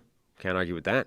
Yeah, I think it makes a ton of sense for that defensive line. Like, I think he's going to end up being one of my kind of favorite players in this draft. Quick break to talk about our friends over at Root Insurance. Root Insurance believes that good drivers deserve better rates, so they've created a new kind of car insurance that rewards good drivers in an easy-to-use app. Traditional car insurance companies focus on demographics like age, zip code, occupation, and credit score to price your coverage, but when Root offers a rate, your behavior behind the wheel gets more weight than any other single factor. They don't use occupation or education level to negatively affect your rate. While you drive, Root gathers and analyzes data from your smartphone sensors, and after a few weeks, you'll get a car insurance quote based primarily on your driving. Save up to 44% off your initial Root quote after you take the test drive. If you need a tow truck, jump start, or you lock your keys in the car, Root will cover the help you need to get back on the road when you opt into roadside assistance. The Root app makes it easy to edit your coverage, update your policy, or file a claim in just 3 minutes. You can start it today at Root.com. One last Cassius Howell factor here. Mm-hmm. Todd Bowles still running that defense. Yep. They drop their edge rushers into coverage more than any other team. So if that is a factor, the play that I will continue to cite was him running the wheel with second-round pick Mason Taylor in the 2024 season. Runs the wheel step for step, breaks up a beautiful pass from Garrett Nussmeier. That might be the pass in the Bucs draft room where they're saying, hey, he can play curl flat like we need him to do in Todd Bowles' blitz heavy defense. And not just second-round pick, but like move tight end type of pick, like an athletic receiving skill set tight end. It's a really impressive play. New York Jets at 16 go Caleb Banks, defensive tackle out of Florida. So anytime you have the 2 picks, I didn't do this earlier, but seeing them get now Arvell Reese, linebacker edge hybrid, and Caleb Banks, just like the Browns have a chance to reshape their offense, Jets have a chance here, and they do add some defensive line or defensive playmaker talent. Yeah, that would be an incredible duo to come out of the draft with Arvell Reese and then Caleb Banks. Banks, one of the stories of the Senior Bowl, like showed that the plays where he wins look spectacular. You know, he at that size, 6'6", 330, with long arms, like he's got prototypical dominant, monster defensive tackle size. And then the quickness to go along with it when he wins is nuts. Like, you can't block that guy when he has his good plays.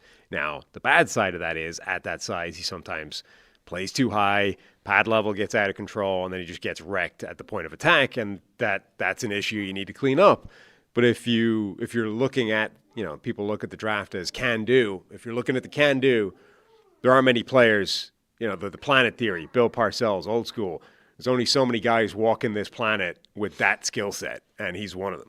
A lot of similarities to Deion Walker. Yeah. When it comes to the size, the movement. Only without the scary back concerns. Right, without the back issues. Banks, 5 years in college, 2 at Louisville, 3 at Florida, only 929 snaps. Remember the Alex Anzalone discussion we had? Yeah. He had like 5 years at Florida and 500-something snaps with all the injuries, and he's been a very good NFL player. But Banks being under 1,000 snaps across 5 years, and part of it was injuries, part of it was Florida's heavy defensive line rotation under Billy Napier, and then last year only 96 snaps because of injury. So we just haven't seen him a lot, but he was expected to be a first-round caliber player, top of the half of the first-round caliber player before getting hurt this year. To put that into context, I think we were talking about playing time being a factor and how much you could scale it up for Jordan Davis, and he played like 1,200 snaps in 4 years. So, like he just played like a healthy 400, 450. Right. But at that rate, at like 300-ish snaps a season, you were like, man, is this too small a sample size to be calling this guy, this high a draft pick? And Caleb Banks has played like 200 less snaps on an extra year of play. 422 snaps is his season high. Yeah. And only 2 years over 100 out of his 5 for Caleb Banks. We've also seen Gravon Dexter become a pretty good player when it comes to former Florida players playing in a system that's maybe not as conducive to production, and then eventually becomes he's another pad level guy. Still not great overall, but certainly much more disruptive than he was early in his career. Became a pretty good player these last couple of years for the Bears. Mm-hmm. You got to figure out what happened with the TV over there. Kids are hanging in. Yeah. I mean, that's going to require some attention, whatever that is. Pick 17, Monroe Freeling, offensive tackle to the Lions. We'll do the next couple. Brandon Cece, the cornerback out of South Carolina, goes to the Vikings at 18. And Hakeem Mesidor, the edge rusher out of Miami, to the Carolina Panthers. And I'll go one step further. Keldrick Falk, edge rusher out of Auburn, to the Dallas Cowboys at 20.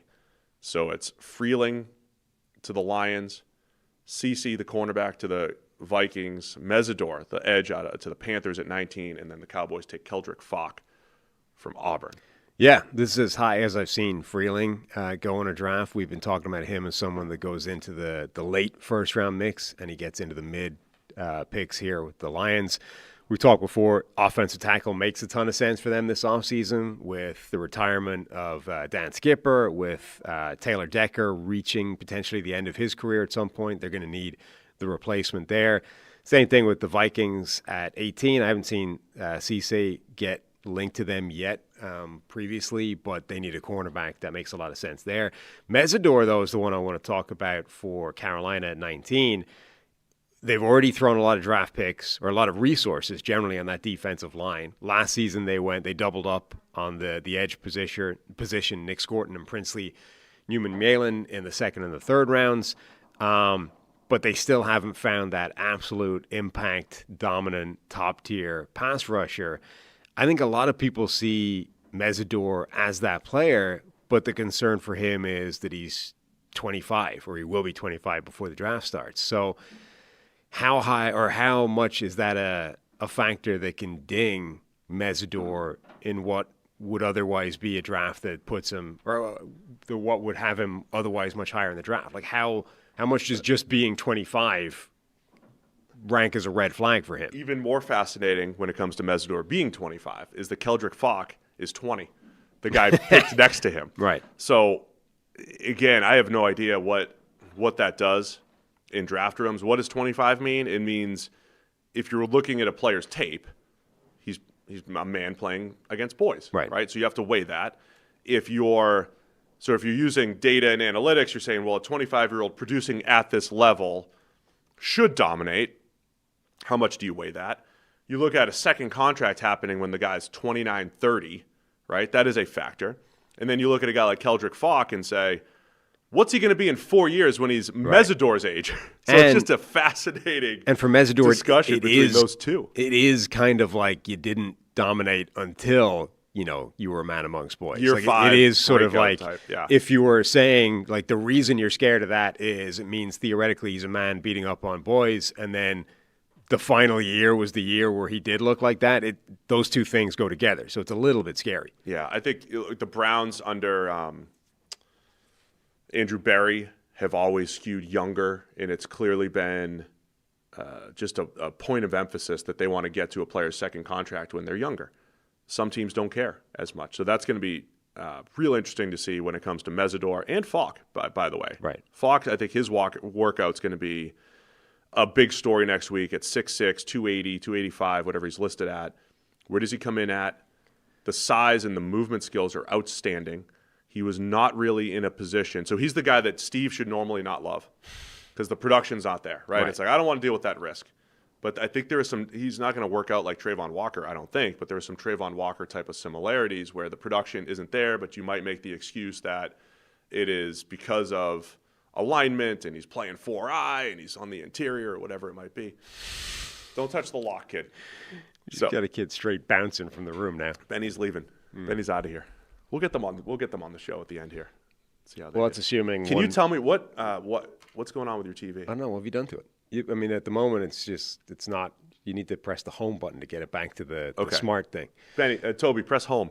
Anyway, I was giving some great analysis on the age and Falk. Well, he's so they're completely two extremes, right? You got a guy who's going to be 25 at draft time relative to a guy who won't be 21 until the season starts. I mean, he's early September, I think, is Falk's birthday. So he spent his entire college career. Yeah, there you go. So he spent his entire college career, under the age of 21. That will be fascinating if they end up going back-to-back picks where you get this direct comp of high-end age, low-end age. But Mesidor, to me, is the interesting one because of that. Like, he was so good this year, but how much will him just being 25 scare teams? Where's the home button here? Here, what do you do? Fix the TV. Fix the TV for the kids. Monroe Freeling, just want to touch on that really quick with the Lions. He is 6'7", 315. I think he'll have long arms and everything. He's slight right now. He's like long and slight. I think Monroe Freeling, it'll be interesting to see where he lands in the first round, if it is the first round, or if it's a fringe second rounder, because he looks like the classic developmental, needs time to get stronger type of prospect. And it could work for the Lions there if they take Freeling, if they do get one more year out of Taylor Decker at left tackle and Freeling becomes a developmental, take over in year 2 type of player. I'm not sure he's ready to play right away, though, Freeling. Which might be ideal for them. It could be, depending on what happens with Decker. Generally, you don't love, burning a year of a rookie contract or whatever, but if you're going to draft a guy to take over for Taylor Decker, in the future, you don't necessarily need to start him right away. Now, maybe you can kick him inside or whatever, but, It does make sense. No one knows how much of a pro you actually are. Talking while trying to operate the TV from across the room. What you're able to pull off here. Well, we're both with my kids distracting here. CC, the cornerback to the Vikings, we talked about that being a need and a fit. I talked to our friend Matt Collar recently. We'll get him on the show. Trying to get some behind-the-scenes analysis of what's happened in Minnesota, what's happening in Minnesota as well. Pick 21, Ty Simpson of the Steelers. The Ty Simpson pick. The Ty Simpson pick. I mean, this is where it's like showing up as most likely, right? Like this is where people are landing Ty Simpson. Ian Hartitz, we mentioned him the other day with the graph of Ty Simpson with the horse on it. We're getting to draft season, which means all the people like me, like Ian Hartitz, like other people, they're diving into the draft prospects for the first time. They're coming up with the takes.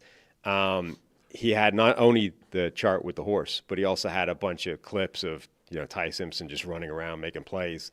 Like there are going to be people that talk themselves into Ty Simpson. I don't think it's wild. I mean, you're going to have the battle of number of starts, a number of starts. Which again, like the Ruben Bain thing, it's not prohibitive. It's not saying that you cannot be good if you've only had X number of starts. And it's the fact that it's just a terrible list. It makes you an outlier. And we like seeing patterns, and I don't think patterns are bad. My whole the idea of modeling and of course putting certain players higher than others is pattern seeking, right? And the whole point is there is power to that. It doesn't mean it's absolute, right? But there is something to it. You can't just dismiss it. If I gave you a list in any walk of life, if I told you that the only 25 times this has happened before, not one of those things has worked out, and you're like, doesn't matter, you'd be an idiot, right? You would have to at least go, well, okay, why is that? You'd have to think about it and decide if the thing that you think is worth overriding all of that previous information. I like the way he plays the game. I mean, I think he plays with anticipation. I think he's got enough arm, throws the ball to spots extremely well. Again, there was a point where I thought, this is what I was trying to weirdly say about the Mendoza thing. There was a point in the season where I thought Ty Simpson would be drafted ahead of Mendoza. Right. And then 7 more games happened. How much do 7 games? Then the horse became. In 7 games, they diverged in different ways, right? Yeah. Mendoza's throwing game winners against Penn State and beating Ohio State and going to the national title and stepping up and making big plays every which way. But if you wanted to be a Mendoza detractor, he didn't have a lot of games where he's carrying the team and throwing the ball 40, 45 times. And as Simpson's tapering off, is Mendoza in just a more favorable situation with Indiana? That sounds crazy, by the way, to say Indiana is this more favorable situation and environment than Bama, but it was kind of the truth here. So anyway, I'm not out on Simpson. I think he's intriguing for the teams that have the 2 picks. I think he'll be intriguing for the Jets. He'll be intriguing for the Browns. I'm not sure if the Steelers want to go that route or not, but they got to start looking for their next young quarterback, don't they? Yeah. So this will be a common pick, just like Kenny Pickett or any other quarterback in 2022 was. And then the other discussion will be, does he have to sit just because he's working with such small sample size of starts and experience? And if that is the case, is an NFL franchise even capable of developing those guys anymore? Are you even set up to do that in today's NFL? Right. So you're going to say the start thing is okay, does that mean it's going to take 2 or 3 years for him to figure it out? Right. And can you wait for that? Because Darnold was a redshirt sophomore and had only 2 years starting. And he had more starts than that, but it's look at Darnold. Okay, well, he wasn't good on his rookie contract. And does it need live reps to do, right? Can you say, okay, he's only got 15 starts under his belt. He's not going to be a good NFL quarterback until he has 60 starts under his belt. And they need to be real starts. You know what I mean? He can't just have 60 starts worth of practice reps. He actually needs to play the game for 45 more games. Because if that's the case, he's useless to you until the second contract. You know what I mean? Right. In fact, it's actually a negative because you need to suffer through 3 or 4 seasons of bad play before you get the good version. Where you're going to balance it, a coach's kid and plays the game. He's a plays smart player. Right? Plays within the system really well, Simpson. So that's going to be the push-pull in those discussions. So we're up to pick 22. We'll rattle off a few more of these here. Chargers at 22 take Ioane, the guard from Penn State. Max Ihenacho, the tackle from Arizona State goes to the Eagles. Highest I've seen him as well. The highest I've seen him as well. Agreed. Eagles at 23 take Max out of Arizona State. Mentioned the Browns taking Denzel Boston, the receiver out of Washington, at 24. Bears go Zion Young, edge rusher out of Missouri, at 25. And then the Bills at 26 go Peter Woods, defensive tackle out of Clemson. I do want to talk about that one in a minute. Anything else stand out here? You mentioned Iheanacho, highest we've seen him so far. It is. I mean, Ioane to the Chargers makes a ton of sense. They desperate need on the interior of that offensive line. Top 5 most common pairing that we've seen so far, right? We assume the tackles will be fine with the return of both Joe Alt and Rashawn Slater, though Slater's injury was a significant one, and maybe that's not the slam dunk that we assume it will be. But either way, with what they have invested in him, they're going to give him the chance to show that he's going to be a problem going forward or not. The problem there is the interior. Like, they need upgrading there. I assume they'll hit it in free agency as well. But if they still have a need there going into the draft, Ioane at 22 makes a ton of sense. Iheanacho was another guy that showed well at the Senior Bowl. So, and he was one of the guys, I had a list of guys that showed well at the Senior Bowl. I went looking for where they're supposed to go in the draft to see, is anybody vaunting themselves into the first round off the back of that. And the consensus I was looking at was no, Iheanacho's still, a day 2 pick kind of guy. And then here we are. Field jumps him into the first round with, Lane Johnson potentially reaching the end of his career. Again, not necessarily now. I'm not saying he's going to retire tomorrow, but maybe next year, right? The future for tackle is a thing for the Eagles. And Howie Roseman and the Eagles, for years, especially coming off last year's Super Bowl where their front 4 was so dominant and they've always had a good offensive line, everybody's like, trenches. That's all they draft is the trenches. Well, the last 2 years, back-to-back corners with their first 2 picks, Cooper DeJean, Quinyon Mitchell, then Cooper DeJean, and then last year, linebacker safety. They go Jihad Campbell and Makuba, Drake Holliday's favorite here. So they've been going secondary or an off-ball linebacker with their top 4 generally, value picks the last 2 years. Like, they got to get back. And look, they don't have next man up at offensive tackle at the moment. They don't. Is their defensive line? It's not bad. A touch weaker than it's been in previous years. So I think the Eagles absolutely get back to line of scrimmage drafting this year. I think you're probably right, but also the last couple of years shows you that this whole everyone's narrative of this team never does this pre-draft, now. Remind people. February, March, April, you're reaching, this team will never do, even the people that you think only ever do X, do something different when a player comes along that they like enough, right? Like Jihad Campbell was a good enough player that Howie's I don't care that I don't take linebacker. That's irrelevant to me, right? Yeah. It's been John Schneider. I don't take interior offensive line in the first round because I come back and get Gray Zabel. Every time he does, they win the Super Bowl now. True. So let's use that data point. Gray Zabel apparently was good enough or the need was acute enough that he was willing to ignore his own rules. So there's never an absolute. I don't think anybody really has we will literally never do X. It's just a case of what the draft looks like. The Bears taking Zion Young, as I mentioned, another guy. I think the Senior Bowl showed the burst, the speed to power.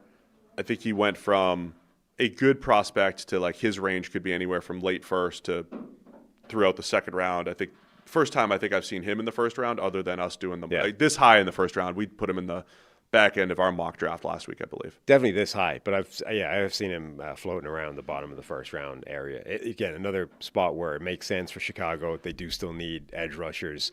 The pass rush is still very much Montez Sweat and not much else. If they could add an impact pass rush at that, it would be huge. The Peter Woods pick here at 26 to the Bills, though, this could be an absolute steal. And I know we talk about steals and reaches and the whole thing, but it's not just because Woods was at one point talked about as a top 5 pick. Never mind top 10.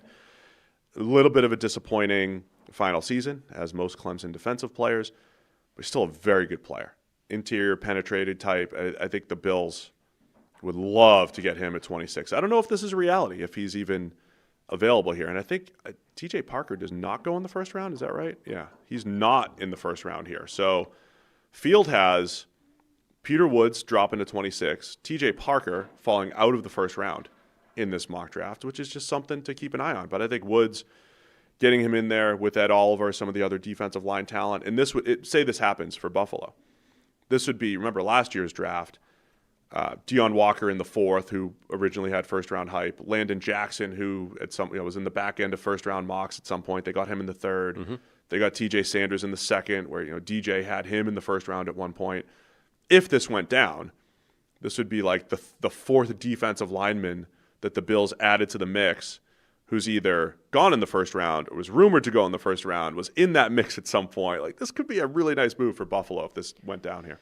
Yeah, and it would kind of coincide. It would be a good move, I think, for Ed Oliver contingency going forward. Like, they've got Ed Oliver under contract for another couple of years, but if they hit on Peter Woods, it would give them the ability to move on from him towards the end of that contract, which is always just sort of smart strategic planning. Like Philadelphia, it's a case of continue to invest in the defensive line when it's a strength. Don't wait until it's a weakness. Like, even when you think it's strong, keep adding bodies, keep adding talent to it. So, and I'm intrigued by, here's a study for you in your PVM, whatever it is. PVM, yeah. PVM. It'll flow. Sure. Sooner or later, it'll connect. What is the success rate, or is there anything to guys that are seen as the spectacular top 5 type of talents and then don't have that year, slide down in the draft and end up getting drafted the bottom of the 1st round? I'd have to tag those guys properly. I have some level of where they were in the consensus preseason. I'd have to sort through that. It would be an interesting study. The guy that was a preseason 1st rounder or early season 1st rounder that then fell out. And even not just necessarily 1st rounder, but like seen as top 10. Absolute, like blue chip, right? Yeah. Seen as a preseason blue chip and then just became just another guy who went like low in the 1st round. Because statistically, there is some power to stopping the slides of guys at draft time, right? Yeah. Like guys that are seen as consensus top picks slide. You take that guy, a round lower than he was supposed to go from a pre-draft standpoint. Statistically, those guys have a pretty good shot of working out, or at least better shot than any random guy you could draft at that spot. I do wonder if there's something to this guy was seen as a star, didn't have a good final season in college, slid because of that, and we're going to take advantage of that because he slid in the draft. Yeah, interesting defensive tackle class there where Woods had all that hype that we were talking about, still might be the best out of this group, but I don't see Caden McDonald in Fields' 1st round. Banks goes at 16, who we already discussed. Christian Miller not here in the 1st round. So I think there are some Lee Hunter's not there. I think there are some really good mid to late 1st round prospects that might end up falling into the 2nd round at defensive tackle here. Mm-hmm. And by the way, from a value perspective, that's another position that's on the rise. You see more teams playing with fewer bodies in the box. You need defensive tackles to be able to play the run, rush the passer. They're getting paid more than ever. They were not getting paid that much 6-7 years ago relative to, say, edge rushers, and that gap has been decreasing recently. I think part of it's just the 2019 class all became that legit class, all had their contracts come up, but D-tackle's getting paid a lot more. Mm-hmm. It's getting restless over there. Let's wrap it up. 27, San Francisco 49ers go Casey Concepcion, wide receiver out of Texas A&M. Texans go offensive tackle Caden Proctor out of Alabama. Rams go another corner from Tennessee, Colton Hood. A double dip at corner from the same school, Colton Hood to the Rams at 29. Kenyon Sadiq, tight end out of Oregon, to the Broncos at 30. Another very common pick. Yeah, that's another really chalk one. And we'll just finish up the last two. Patriots go Caleb Lomu, the tackle out of Utah. And Seahawks go Chase Basantis, the guard out of Texas A&M. Wow, First time I've seen that one either. Yes. Yeah. Seahawks going back-to-back guards. Every time they draft a guard in the 1st round, they win a Super Bowl. So you go back. Get another one. Copycat league. Copy what we did last year. John Schneider just copying what he did himself. Okay. The 49ers drafting a wide receiver makes a ton of sense. They need a lot of defensive help as well, but I think you would like to keep the strength there. The Rams drafting a corner. When was the last time a team doubled up? I say when was it? It was last year. There can't be too many times where a team was doubled up at the same position in the 1st round in a draft. Falcons. I know. It's last year. Like, when was last year? Yeah. Good one, idiot. But at corner, so you have the Eagles 2 years ago going 1st and 2nd round. Double dipping in the draft between rounds has definitely happened, But in the first round? But how many times has the team spent two positions in the first round, or two picks in the first round on the same position? That would be like pretty wild. Remember, we had done studies way back on teams that just generally double dip in the draft. Like the Packers are historically known for taking two. If they need a receiver, they take 2 or 3. They need a corner, they take 2 or 3. And that's just how they do it. I don't hate it for the Rams, especially given it wasn't really a double dip, but they took the 2 Florida State edge rush defensive tackle, teammates. Fisk and Verse, first and second round, and that helped reshape their defensive line to go with Kobe Turner and Byron Young. Can they reshape their entire secondary in a draft? Like, there's opportunities here. And that's why last year's trade was so crucial for them. Right. I didn't love Colton Hood's tape at first viewing. He felt like one of those kind of throwback press man outside corners that I don't know how much of a space there is for those guys in today's NFL. He's got a physicality to him. He's definitely strong, but I don't know if everything else. McCoy, I think, is a better prospect. Movement and everything is outstanding for McCoy. And certainly more versatile. Yeah. Like, I just worry that Colton Hood is more of a scheme-specific player, and the scheme that he is specific to is not necessarily in overabundance. Concepcion, we're going to have our friend Greg Cosell on the show here. I know he had mentioned Concepcion to us. He doesn't love the receiver class overall, but definitely want to get his official draft takes, especially when it comes to the offensive players. Greg's awesome at breaking down quarterback play and receivers. He kind of like Concepcion, so I think that would be with Brandon Ayuk just going AWOL, bringing another receiver into the mix to go with Ricky Pearsall, Juwan Jennings. Proctor, fascinating one here for the Texans. I went back to his film again, and the week 1 just really killed me because he just got smoked by Florida State, any semblance of speed. And there was some sort of I saw some comment that he made that, like, J.C. Latham and someone else were like, dude, you're playing too slow. It's like, yeah, he absolutely was. And then, where are you going? Put your shoes on. Put your shoes on. But Proctor played better after Florida State. He looked much better in his pass sets and everything. I still don't know if he's there. Like, he still scares me. Yeah. And when we say he's not athletic, like, the dude was catching screen passes just a tackle, for Bama. Though, right? Like, you wouldn't be concerned by that as a guard. But at 6'7" at guard? Yeah, but isn't that, I mean... It's not uncommon, but like Boone for... Alex Boone? Alex Boone for the Niners years ago. How many guards? I mean, Mekhi Becton's done it at that size. Yeah. I think that's becoming – I don't think that's as big a concern as it used to be. Like, it used to be if you had an interior guy, the guy couldn't be – like, remember Ryan Cook for the Vikings? Like, you're too tall to be a center. Now, I don't think that's really a thing anymore. It's definitely not, prototypical.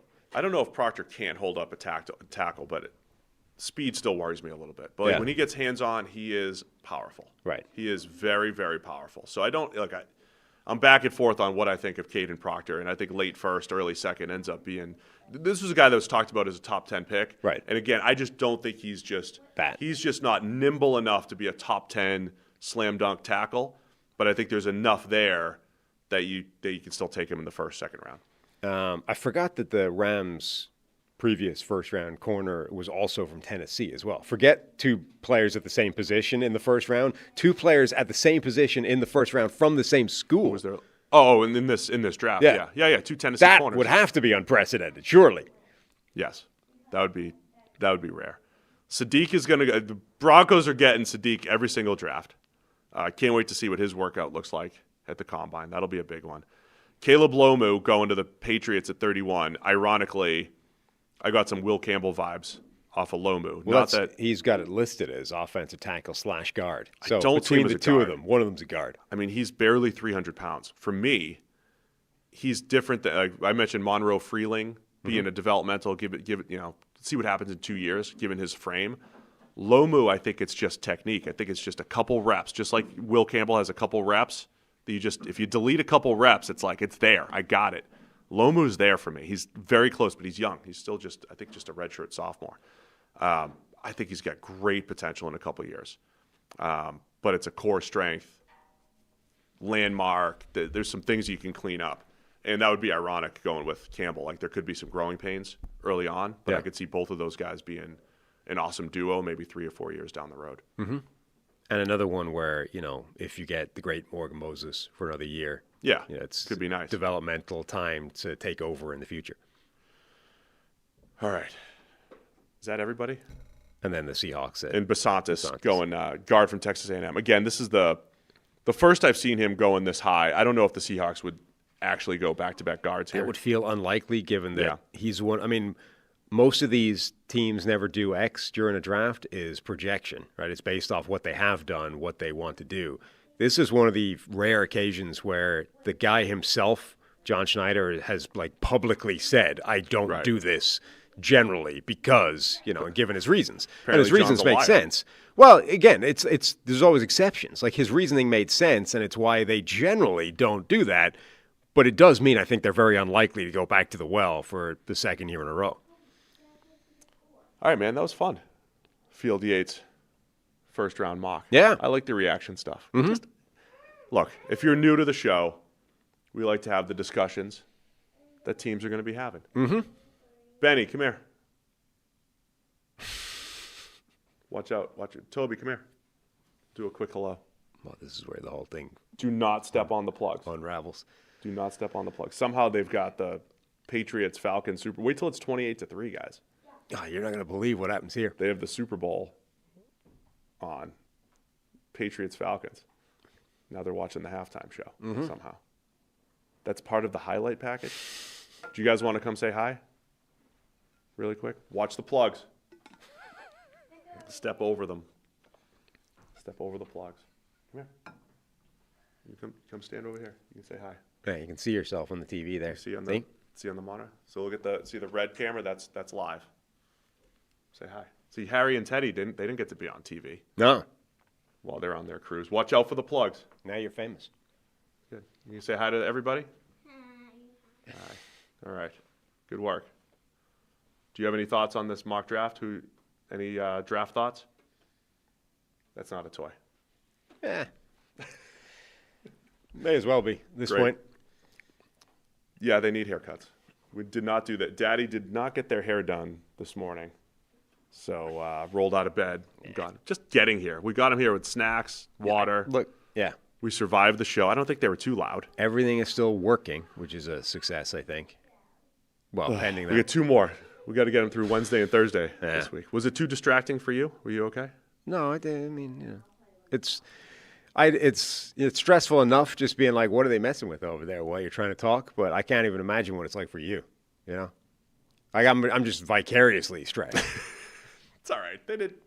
They were good. They were good overall, I think, for 2 hours. We'll bring a couple more snacks next time. We'll give a few more instructions on mobility around the room and golf balls that they're not allowed to touch. Yeah, those make some noise. So I think since COVID, having children distracting on air and stuff is a lot more. Oh, yeah. It's okay now. My favorite point is where they just leave the room, and you're like, I hope they're only going to the bathroom. God the bathroom's open. Yes, that would be. If the bathroom was not open, they just opened up our bathroom finally, today. So, yeah, had they not done that, I don't know where they would have been. On their own, they had to head down to the 6th floor. Yeah, they never would have made it back. Hope they get back. I would have been running around the jail here looking for the kids. Who knows? Anyway, a lot of fun here. Mock Draft Monday. So rest of the week here, we got Wednesday 9 a.m., Thursday 9 a.m. What do we have planned? Do we have shows planned? Oh, we got Fixing Every Team in 5 minutes is starting. We starting that this week? I think it's this week. Okay. Fixing Every Team in 5 minutes. So we'll be going team by team. It will not be 5 minutes. It's really just going to be like rebuilding every single team.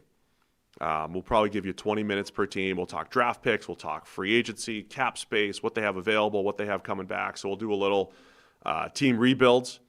We're going to start with the Easts on Wednesday, so be ready for that. Those are always fun shows. We go to Indy next week, so we'll have a couple pre-recorded rebuilding shows, Fixing Every Team at 5 minute shows, and then we'll be getting you all the combine buzz and news and a lot going on here the next few weeks. Yep. And before you know it, the new league year in less than a month. Free agency, the draft, it's just off-season season. The Monday of free agency, by the way, it's 28-3 right now. We'll see what happens here. Benny, watch the highlights. See what happens. Falcons are in good shape right now. I think the Falcons, they got this, right? 28-3. We're going to go live during the tampering period, legal tampering, that Monday of free agency. So that'll be a lot of fun. Mm-hmm. Anyway, hit subscribe. Stick with us.